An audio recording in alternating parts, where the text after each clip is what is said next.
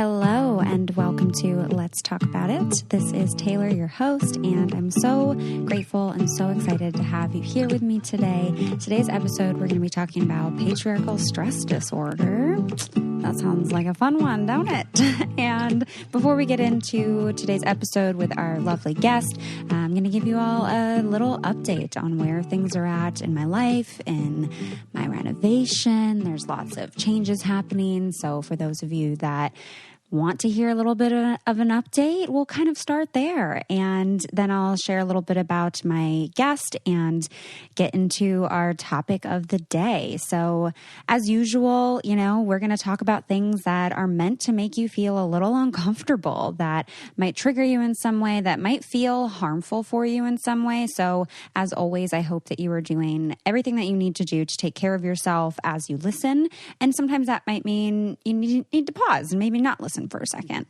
So just make sure that you are taking care of yourself. Give yourself permission to do that, whatever that looks like. And something I'm having to practice a lot.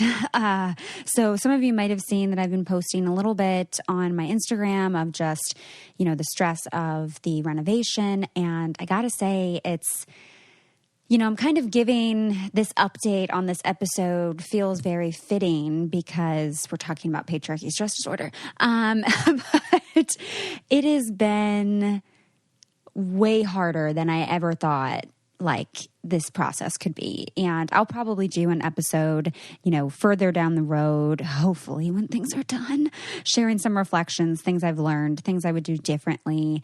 But right now I am incredibly unhappy. I wish I could share more. I don't know how to share more because it's a really sticky situation. And I just feel, I guess I can share how I feel. I feel very stuck. I feel very trapped. I feel taken advantage of. I feel belittled. I feel scolded. I feel less than. I feel unheard. I feel unvalued, devalued.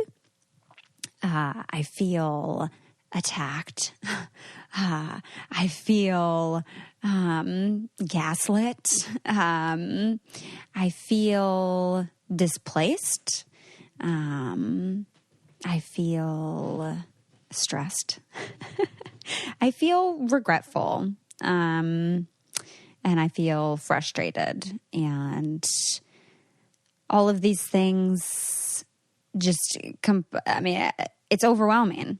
All of these combined. And it's also an individual feeling of feeling overwhelmed on its own. So, patriarchy stress disorder definitely coming into play, more in a direct way in my life. There is just so many elements that I really hope to share in a beneficial way. And I'm trying to even check myself on my own boundaries around this experience in terms of what is necessary to share and what isn't. And that's always a really tricky, interesting line to walk in terms of being a quote unquote public person on Instagram and on the podcast, right? And I think in the past, I've just felt like, well, there's always a purpose, for sharing everything, and haven't been as intentional in the past about it as I would like to be. And also in this situation, I just I have to be because shit could get really bad. So figuring it out, touching base with myself as to what boundaries look like. And I also really want to make sure that what I share is actually helpful for you. And I know even as I say that, what I always tell myself is, well, it's always helpful. Anything you say is helpful if it is you being authentic and you being vulnerable. And it doesn't have to be specifically, stereotypically, societally acceptably educational or informative. Sometimes it is the most trivial, ordinary things that are helpful because we feel seen, we feel held, we feel validated, we have a sense of connection in that experience being shared, in those thoughts or, experience being shared. So I know no matter how I share it, it will be helpful, but I do want to be intentional about how I share it. And that's really with everything, but specifically, especially with the renovation and the layers of fuckery that are happening. So, y'all, the brain is such a funny thing. In my head, I'm about to say, so I hope that this has felt helpful for you to hear, me walk through this process. So thank you for listening, for holding some space for that. And I hope there are things that you can take away from it. So let's get into a little bit to what we're going to talk about today. So we're going to talk to Dr. Rain, who is a psychologist. She is a women's mental health expert, and she has discovered patriarchy stress disorder. She has named it. She has identified it. And we're going to talk about what it is, how you identify it. And you will get also a little sneak peek into what my dissertation is, my doctoral project, what I'm thinking of in terms of that. So you will get little sneak peeks of that throughout this. And just to tell you a little bit more about Dr. Valerie Rain, she holds an EDM in psychological counseling from Columbia University and a PhD in psychology from the Institute of Transpersonal Psychology. She has a best-selling book, Patriarchy Stress Disorder. So if you've not checked that out, we will have it linked here. It's Patriarchy Stress Disorder, the invisible inner barrier to women's happiness and fulfillment. Wow, that word was hard to get out, and I could write this down as an edit note and cut that part out, but you know what? Authenticity. It happens sometimes. Sometimes you are not a perfect speaker, talker, and I hope you feel seen. I am not going to shame myself on that. So I hope y'all check out the book, and we can get into it now. Let's just get straight to it because we've got so many things to unpack here, and I hope you share it with your friends. I hope, as always, you come into this episode with an open mind, an open heart, and open ears. And let's talk about patriarchy stress disorder.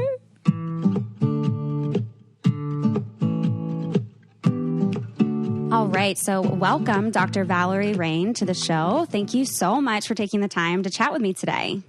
So happy to be here with you, Taylor. Yeah. Thank you for having me. Yeah, of course. So, first of all, just right off the bat, amazing topic. Amazing topic. Patriarchy, stress disorder. This is something that I think needs to be talked about, something that I don't think people know necessarily how to identify. So I'm really excited to get into all of this. I would love for us to start off with you just kind of sharing a little bit of how you got to this place. How did you get even to this topic? Well, let's keep it in this lifetime and really fast forward. It did guide me through my whole life, that question of what's wrong with me? What's wrong with me? That was the defining question of my childhood and adolescence and young adulthood. And you can probably relate to, and our listeners can probably relate to where this question is coming from. All these messages about, oh, you laugh too loud. People don't like that. Or don't be so smart. Boys are not going to want to date you or marry you. I'm okay, trying to walk that tightrope between being too much or not being enough. And that sense of what's wrong with me has really been that defining question that led me to study psychology. And after 2 graduate degrees, yes, I've been that person. I thought I really had it all. Like I had everything I had wanted and worked hard for. I had a thriving private practice. I had a family, a home. I loved my work. I loved my people. And one day I was on the phone with a client when I noticed I was smiling only with the right side of my face. And the left side of my face just hung in there, and as did my left arm. And I ended up driving myself to the emergency room. And after checking me, scanning me up and down for hours, they presented me with the official diagnosis of quote unquote, just stress. And that was really shocking for me because I did not feel stressed. I felt exactly the same way I felt probably my entire life. Yes, my life was full. But that was just normal, right? That just felt normal. And lying there on the hospital gurney, another uncomfortable realization was creeping in, which is once that security blanket of stress and workaholism started slipping, underneath it, that question, what's wrong with me, was still there. I was still alive and well underneath all my accomplishments and years of therapy and tons of self-help books and workshops and seminars and getting certified as a yoga instructor and all these things. And it was a despairing moment because I actually did not know what else to do. And thankfully, I had my own clients to look up to for hope because somehow they were shifting out of that disconnection and numbness and not feeling good enough to the fullness of their lives. So what was I doing for them that I wasn't doing for me? And the answer was with all of my clients, I was using mind-body trauma healing tools, even if they didn't really talk about any big traumatic experiences. They had quote unquote normal childhoods, normal lives, and yet they all showed this telltale symptom of trauma, which is disconnection from parts of themselves, from the life of their authentic desires, from parts of their bodies. And well, my disconnection had to really sound the alarm by taking my left side of the body offline for me to pay attention and to start asking myself, well, could I too have trauma? And if so, could there be some kind of trauma that we're not even talking about, which is much more common than we acknowledge? And research on epigenetics in the field of epigenetics was popping up everywhere at the time, showing that traumatic experiences are genetically transmitted. And that was my light bulb moment. Wait a minute, women have been oppressed for thousands of years. Our bodies did not belong to us. Our children did not belong to us. We could not love who we loved. We could not make our own money. We could not express ourselves authentically, our brilliance, our sexuality.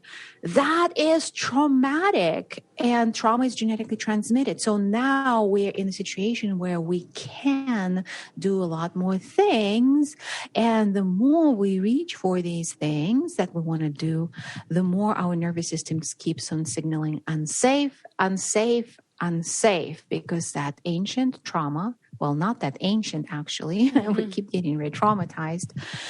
This trauma that I've termed patriarchy stress disorder keeps getting triggered. And it shows up in all these different ways for women, from a lack of happiness and satisfaction to holding themselves back to not being able to enjoy the fruits of our hard work and the good lives that we have.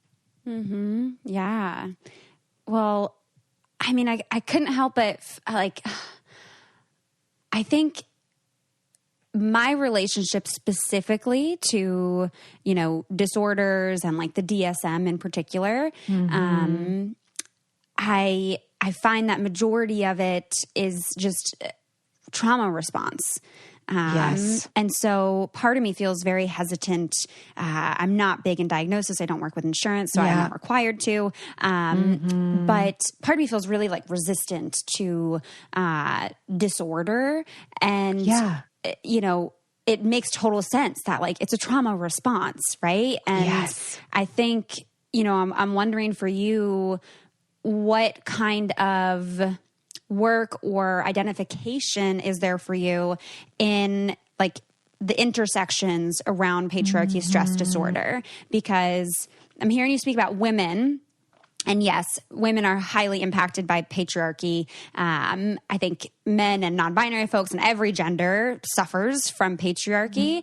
And, you know, as you're saying, like the history with women, I'm like, oh yeah, like absolutely. Some of that is still recent shit. And then also there's the different layers and different experiences for women who are perhaps disabled or who are Black or who are women of color. To where I'm almost like, oh yeah, like is misogynoir patriarchy stress disorder a thing? Like, you know, so I'm wondering how you find, or how you identify kind of the intersections around this identification of patriarchy stress disorder.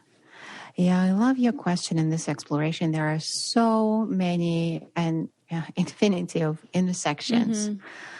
And there are so many strands, if you will, of intergenerational trauma. Some of them are rooted in oppression, such as racism, and that trauma is very much has that intergenerational nature, and it very much is still being, people are still getting re-traumatized, just like with patriarchy. So these are very similar. And of course, for women of color, the two strands interplay and intersect.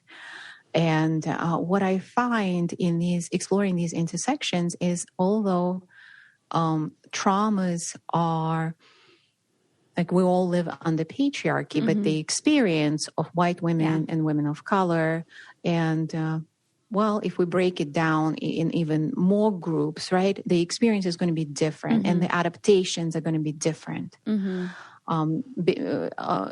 part based on these intersections. So understanding. So that's why I like the frame. I'm totally with you on seeing the DSM diagnostic categories as just, well, yes, these are conditions that are pretty much trauma expressions and adaptations, and then they got pathologized. And we know that women are over-pathologized, people of color over-pathologized, LGBTQ folks are over-pathologized, people with disability, right? Let's just slap a diagnosis on everyone. So in a way, calling this patriarchy stress disorder, it's a little bit tongue-in-cheek, right? I definitely, it's not a DSM diagnostic category, nor I don't see it ever becoming one, but rather a way to see, to separate the problem out of where we see it as something is wrong with us. Yes. Right? Yes. I am failing. I am holding myself back. I am not achieving, or I am achieving but not enjoying. Or I have a problem with anger. I have an issue with anxiety. It's not you. There is nothing wrong with you. And what you're experiencing are natural reactions to being oppressed or other kinds of trauma. And understanding that, I find very empowering. Seeing that, okay, it is a natural reaction. My body, mind, my system is actually responding appropriately. Depression is a natural reaction to being oppressed. Anxiety is a natural reaction to feeling unsafe. And that's been women's experience, focusing on women. But as you said, it is true for people of color. It is true for people with disability, et cetera, every group that has been marginalized. And for women of people and people of color, it does have the genetic intergenerational component as well. So seeing it as not centered on you and like you being the problem, to seeing, oh my gosh, this is actually me responding to all these conditions. It gives people leverage. First of all, it lets us off the hook of trying to fix what's not broken and being caught in the hamster wheel. If only I lose 15 pounds, if only I read more self-help books, if only I find a partner or a better job, I will be happy. To understanding what is actually creating these conditions in us and unpacking these traumas and ultimately healing them. They're all healable. Yeah. And science is on our side, just like it shows that traumatic experiences are genetically transmitted, so is healing. And not only is it genetically transmitted, but we affect everyone as we show up more and more authentically. We have more permission to be who we are. We feel more safety in being who we are. And that gives permission to everyone around us. To me, this is our greatest contribution to world peace and healing, and ultimately like dismantling all these systems of oppression when we heal ourselves. Yeah, totally. I mean, this is very much speaking to what I'm doing with my dissertation, very much, because I mean, it is, as you said, we are not the problem. Our difficulties, the things that we struggle with, are directly impacted and influenced and created by the systems in which we are experiencing trauma. And it is everywhere. It is absolutely everywhere. And I think even having the knowledge and recognition that, you know, when we look at the DSM, as you said, essentially everyone who was not a white man was pathologized, heterosexual, you know, cis white man. And the DSM was written exclusively by heterosexual cis white men. So and how much easier is it to say, well, this person has depression, this is what I'm going to label it, as opposed to, oh, this person is struggling because of things like white supremacy and patriarchy and capitalism, all of which I benefit from in my white cis, you know, heterosexual male body, in this position of authority and power. Like, if you were to name that in that position, if Freud was to be like, oh yeah, you know, actually this person is struggling because of white supremacy and patriarchy, like, no fucking way would Freud or even like Carl Rogers or whoever, like, I don't think any of these people who helped essentially build the field of psychology, they were all white men. Yeah, they would not identify this. Yeah, they were all caught in their own worldview. And the shocking fact is that it's still taught this way in graduate programs. Like, Freud is still the core part of the curriculum in most programs. And there is such a lack of diversity of voices and perspectives, and even space to question, well, is this actually relevant, or is that a damaging concept that, okay, Freud came up with that, but why are we still repeating that? It was a different culture, different consciousness. Why are we not questioning this? And still passing this along? There is actually a lot of re-traumatization that happens in therapy rooms that just like follow that paradigm. Absolutely. Absolutely. I'm wondering here, as we kind of unpack all of it, if you can get a little specific for folks who maybe are listening and are like, well, okay, I get it, like patriarchy, okay, but like, how? So I'm wondering if you can kind of share, in your opinion, kind of how you define patriarchy, and then if we can get into like how you identify patriarchy stress disorder. Absolutely. It's important to mention that when I say patriarchy, I don't mean men. I don't use these words interchangeably in this context at all. What I mean by patriarchy is a system of oppression, inequality and oppression, where power has historically been in the hands of men, white men more specifically. There are variations in terms of men of color and how patriarchy plays out for them. And that power has been political, economic, and moral. So deciding what's right and wrong, right, has been also in the hands of patriarchy. And that's important to understand. So what we all kind of have been culturalized to believe, it comes from it comes from this quote unquote moral authority, right? So that's what I mean by patriarchy. And everyone, as you already mentioned, across the gender continuum is traumatized by patriarchy as a system of oppression in their specific way. And those traumas are different and adaptations are different. For example, for men, and I'm generalizing here, of course, for men, the patriarchal mandate, the cost of membership in club patriarchy has come up to this. You can't be in touch with your emotions. You can't be nurturing. You have to be aggressive, competitive.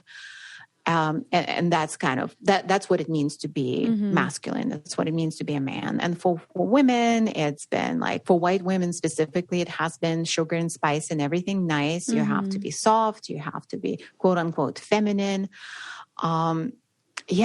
So we have been really, our whole culture is straitjacketed around these things. And of course, the gender binary also comes from that conditioning, how it's been also reinforced through religion and through so many ways. And what I see as trauma, I have broadened the definition in my work. And what I define as trauma is any experience that made us feel unsafe in our fullest authentic expression and led to creating trauma adaptations to keep us safe going forward. So when we look at it through that lens, there are just so many experiences that caused us to withdraw, to shut down, to dim our light.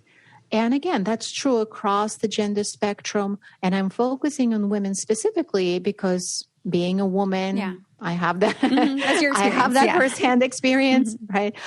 And I also feel that, again, in my experience, women have been the more motivated force in terms of the shift in consciousness, in terms of like rebalancing things that need to rebalance in society. Again, it's my view. It's I'm not claiming for it to be any kind of an absolute. But women who get into this work in trauma healing, what we see is not only their lives change dramatically, they step into their authenticity, their power, their voice. They start arranging their lives as aligned with their authentic desires. It is actually truly world changing because what happens is their freedom is so contagious. Their children, their partners, their families, their communities, their organizations begin to transform. Because everybody, the work that we focus on in trauma healing involves rewiring the nervous system so that we can feel safe. And it is accomplished in community with the aid of mind, body, energy tools. And when that safety, we bring that safety back to the herd, if you will, because humans are herd animals, tribal animals, communal animals. We help that herd to recalibrate, to also create safety there, create coherence, create congruence. And the safer we feel with one another, gosh, so many problems just automatically go away. From violence to all shades of violence, from microaggressions to all screwy societal norms that don't let people be who they truly are. Yeah. So, I really see trauma healing at the core of world change. Yeah, well, totally. I think when you do feel safer, you feel less fear. And when you feel less fear, you feel less hate.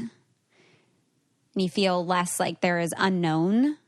And I think a lot of our dislike, a lot of our abuse to each other comes from that space of unknown, of fear, of feeling unsafe. And the closer we move in with people, the more safety we feel, the less fear there is, the less there is unknown. And when you speak of trauma, of this feeling of being unsafe, you know, I also think it's like unsafe and out of your control. Like, you know, the pandemic, like that's traumatic because it's unsafe. And it's also like, we didn't have any control in this, you know, at least on an individual, you know, civilian level, right? We didn't have control over this, something that just kind of happened in our life experience that now is, well, holy shit, how do we cope with this? Yeah. And I think that's totally true for, you know, systems of oppression, right? Like I always say, like, I didn't consent to growing up in patriarchy or white supremacy. Like I didn't choose that. It's just what is here, and it is abusive. Yes.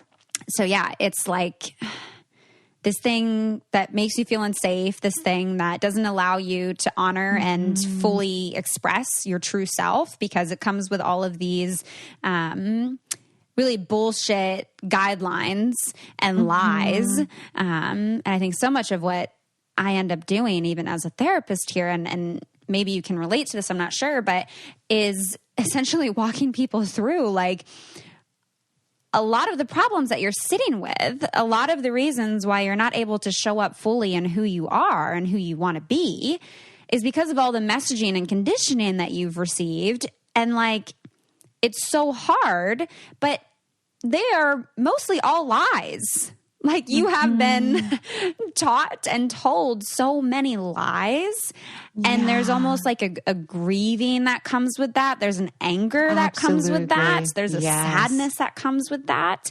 And it's a bit more of a, again, that's taking the problem away from you, right? That there are actually larger things at play here, like systems that are responsible for this.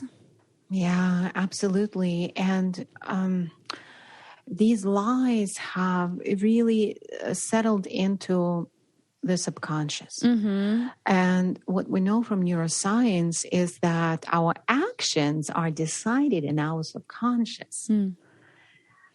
And that's kind of literally a mind-blowing realization, because consciously, maybe some of our listeners go right now, well, I don't buy into any of that bullshit, right? Even though we consciously may not buy into this bullshit, like I need to look a certain way to be acceptable, or like whatever other conditions patriarchy, white supremacy places on our existence. But in our subconscious, all these lies live as basically trauma adaptations, right? Trauma adaptations are created through these traumatic experiences and passed down. There is this study that really put things in very tangible terms for me. And in this study, researchers introduced the smell of cherry blossoms to mice while simultaneously zapping their feet with mild electric shocks. These mice were then bred, and their children and their grandchildren, when exposed to the smell of cherry blossoms, showed a strong fear and anxiety reaction. Okay? So that just goes to show how trauma is transmitted without storytelling. Yeah. Stored in the body. Stored in the body. So even if you are super enlightened, woke, you don't believe any of that crap, there are very frustrating pieces of programming that are still running in your subconscious and in my subconscious, which I keep on uncovering through this work deeper and deeper. And every time it's shocking, like, why is that there? Yeah. I would have never thought. Well, and even if you are sitting in that position where you think, you know, consciously you're like fighting against all this stuff and you're like, blah, blah, blah, like, maybe an opportunity to, in some ways, humble yourself of understanding that, like, this is still continuously happening to you today, and not to sound like doom gloom here, but like there's no escaping it. Like you are consistently needing to practice and are always given opportunities in life to be re-triggered by this, to where you're not always going to be on it 100% of the time, even if you are thinking consciously. Like I think the piece of where I'm forgetting the name of the author, but The Body Keeps the Score, about trauma, how that's stored in your body, I think plays a huge role in how we show up intimately and sexually in our lives. And I'm wondering if you can speak a little bit to how patriarchy stress influences or shows up and impacts our relationships and our sexuality. Oh, in so many ways. Yeah. I've got a list written down. I got bullet points. Oh, great. I'd love to see it. And this is something that I believe in doing as a community, like making our lists, checking them twice, sharing with each other. Like, this is what's happening. Let's just make this real for each other. Let's witness each other. And I think that's what we're doing in this conversation right now, really validating those experiences. Well, I want to start with what happens on the nervous system level. Yeah.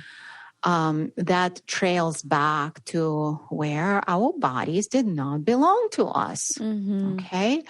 We could not choose our sex partners. We could not. And that's shocking. It's just like gives me pause to even say that. Like my tongue kind of stops moving in my mouth when I say that. Like we could not choose. Women did not have a choice. Basically, a sexual experience for most women was rape. Yeah. It's shocking. It's so deeply traumatic. And now, of course, the situation is, somewhat different.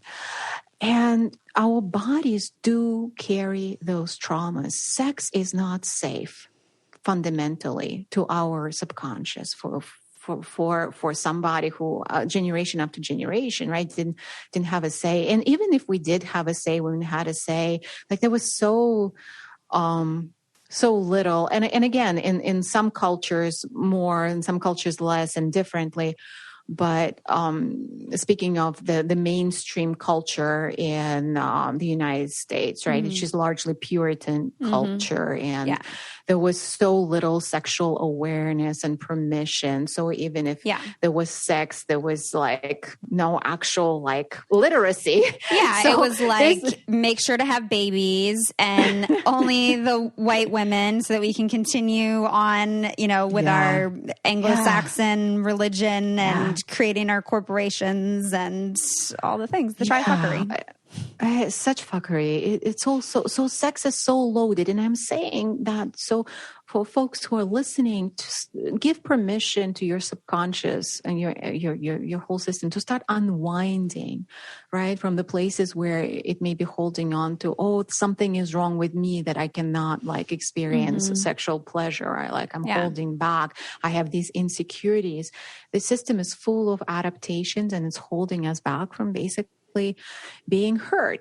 So on the nervous system level, it's often challenging to just fully relax, to get fully aroused, to experience orgasm. So that's one. And of course, emotional intimacy as well. We all have so many trauma adaptations.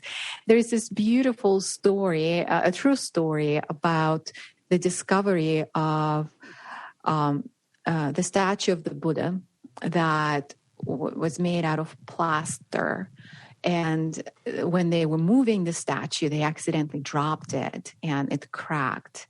And so they went to examine the damage and realized that the plaster was covering gold. The statue was made out of pure gold. It is the largest solid gold statue of the Buddha. And this, to me, is such a metaphor for how we show up in relationships, because the plaster was put to cover the gold to keep it safe from invaders.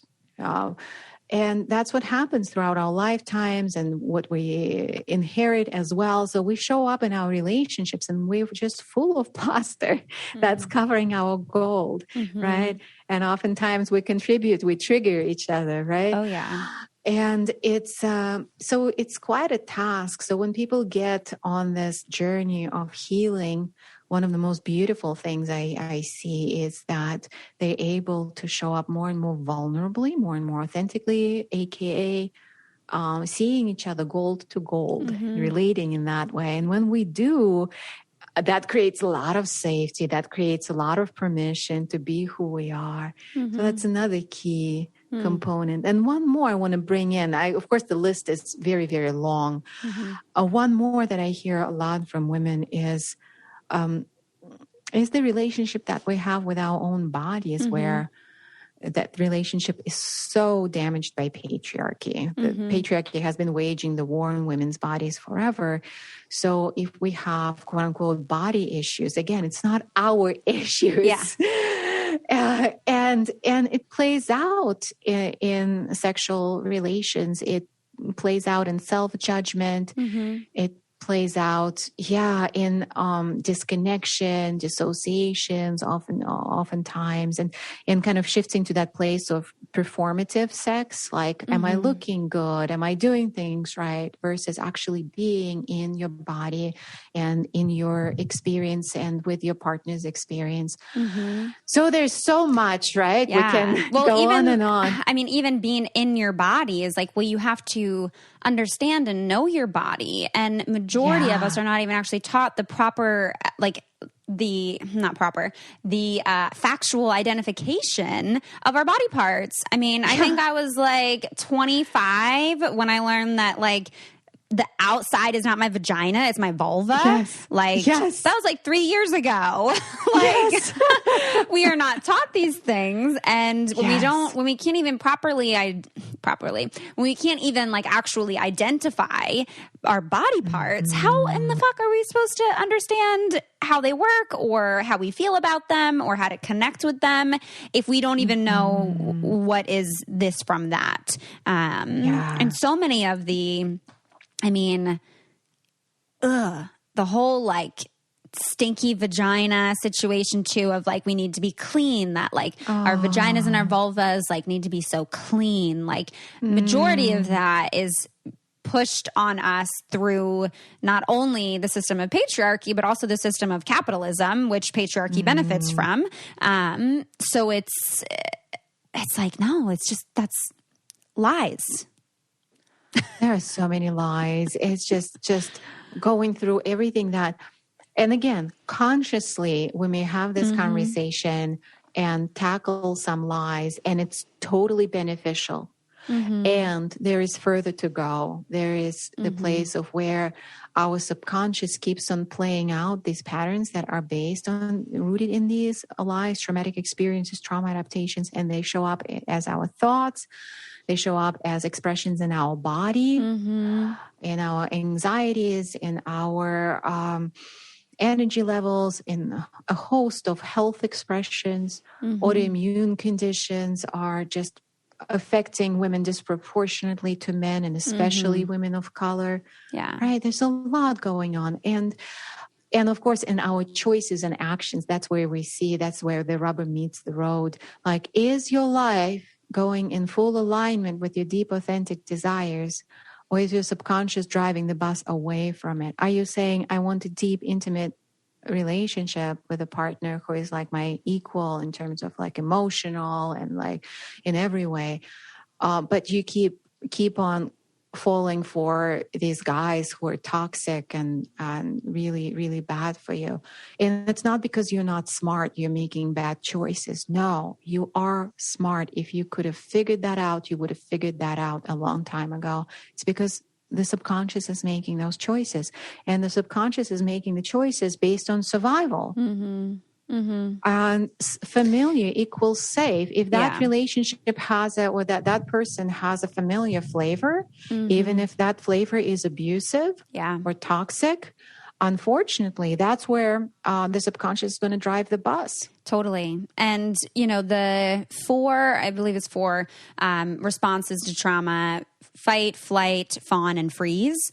I think those are all responses that we could probably at some point in our lives identify in terms of how we actually are showing up in our relationships. And, I think a lot of the trauma response of fawning to something like patriarchy stress ends up displaying itself in a form of internalized patriarchy where you're almost like Stockholm syndrome, if you will. Yes, absolutely. Yeah. This is like the women voting for Trump.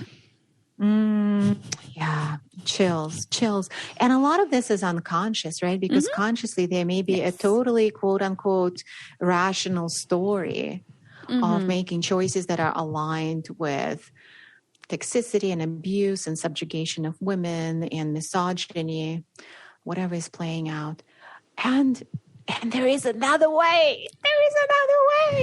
There is a way to actually know your authentic desires, but that feels very dangerous. That feels very disruptive because historically women who reached for their desires, like those traumatized mice reaching for cherry blossoms, right? They remembered that there were negative consequences. Women were burned at the stake. Women were drowned, decapitated, ostracized, excommunicated. Bad things happened to women throughout history for reaching for their authentic desires. So our desires are hidden even from us, our deep authentic desires, by those trauma adaptations. So it is a very courageous journey getting on this path of uncovering and healing layers of traumas and adaptations, covering our desires so that we can create safety around actually feeling them.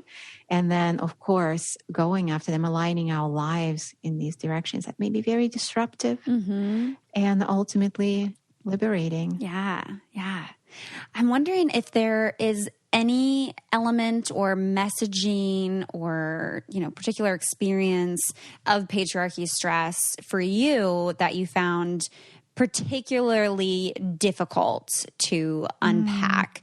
Like if there was any message or conditioning that as you've gone through this process where you've been like, God damn it, this keeps coming up, or I thought I had practiced this and here it is again. Yeah. And going through that deeper and deeper every day. So I am in a partnership with a man. We actually work together. We teach together as well. His name is Jeffrey. And he's been on this journey of trauma healing as well for many years, and this whole awareness and deepening. So probably the deepest well there is unpacking this in a relationship and how his conditioning and my conditioning, they just interplay, right? That patriarchy conditioning in him and in me. And it's very confronting because this is the work that we do, right? And how is it that my system would go to the default setting of taking up less space when he is around and taking a back seat? It's probably the most painful area for me personally because it's just so confronting and it's daily because we work together and we are romantic partners. We are dancing this dance on a daily. There's no escape from that hall of mirrors. And of course, our community are mirroring to us, right? What's going on. Yeah.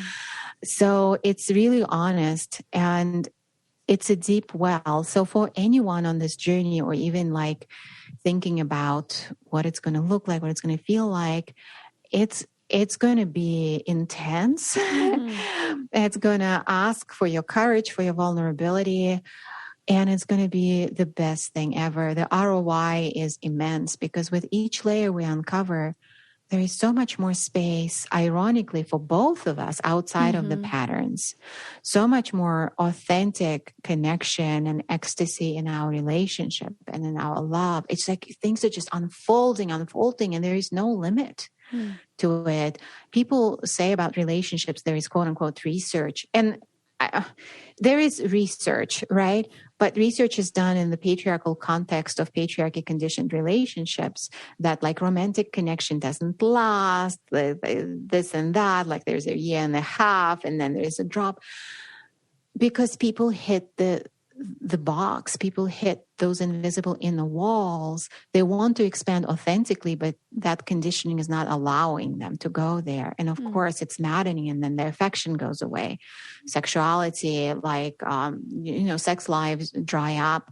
It's so common. Sexless relationships, marriages particularly, are so common. And it doesn't have to be this way, but it does require, in my experience, going deeper and getting on that journey of liberation so that you can have your fullest experience. Yeah. Yeah. Well,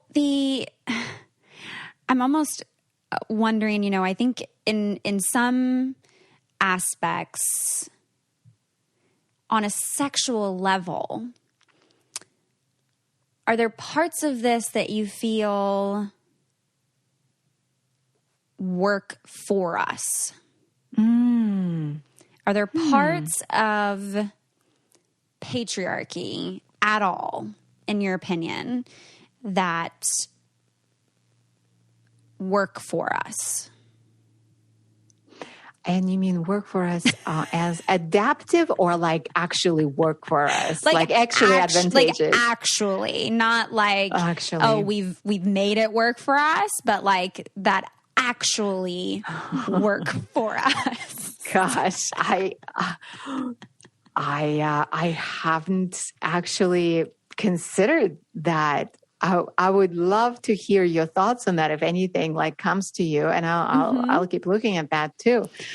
In my experience, any system that owns morality and owns power and tells us who we can be, who we cannot be, that's fucked up, and that fuckery just really limits our freedom, our authenticity, and to me, no, that's not working no matter what, like conditional approval cookies I may be getting. And I've been getting a lot of conditional approval cookies for like looking the right way, talking the right way, right? And I worked very hard on all these things, like being an immigrant from Russia, how I pass, in the white American women kind of a paradigm. And it's hell to pay. There is hell to pay.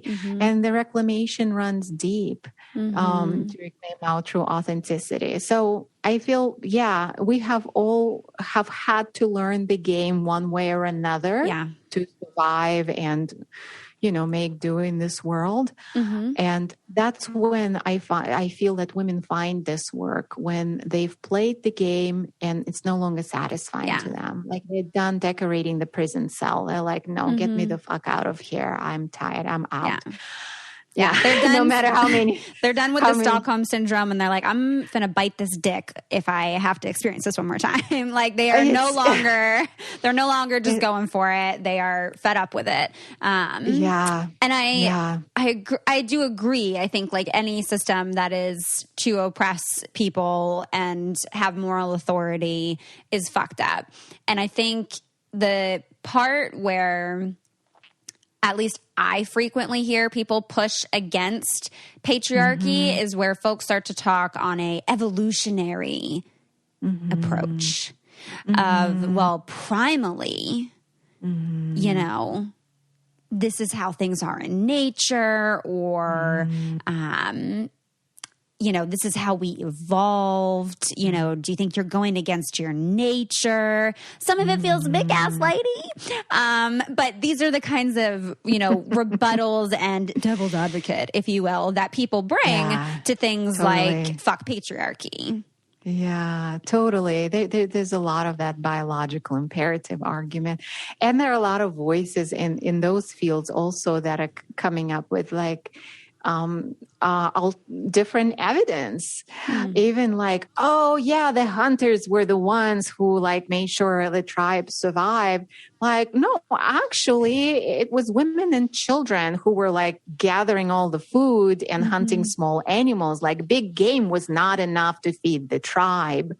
So it's not a biological imperative that men should subjugate and oppress women and treat women as the lesser sex. I mean, there is really no justification for that, no matter how we splice it. But certainly, like, there are a lot of arguments that try. Yes, yeah. And like, funny enough, they like always come from men. Funny enough.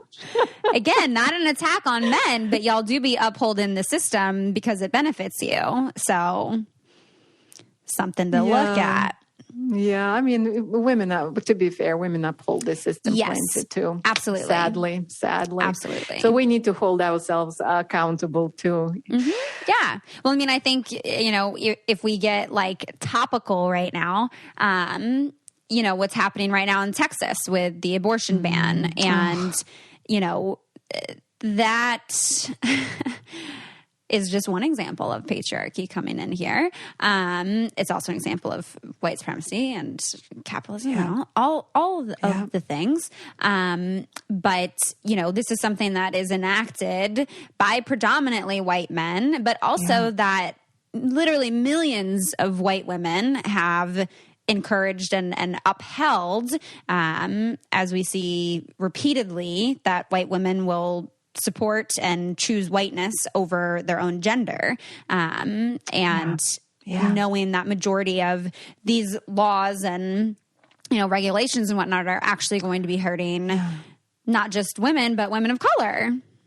It is so chilling, and it's such an inconvenient truth to face, for white women. And I just want to say, again, just like with everything else we've been discussing here, this is something that we need to be very clear about, very aware of, and taking away that like guilt and shame, because it is a survival thing. A white woman could only survive by attaching herself to a white man, period, end of story. So again, it is intergenerational trauma. It's survival. It's not our fault. And now that the situation is different, right? We got to work on that. We got to work on our nervous system. We got to question what's in our thoughts and our beliefs. We got to work with our subconscious.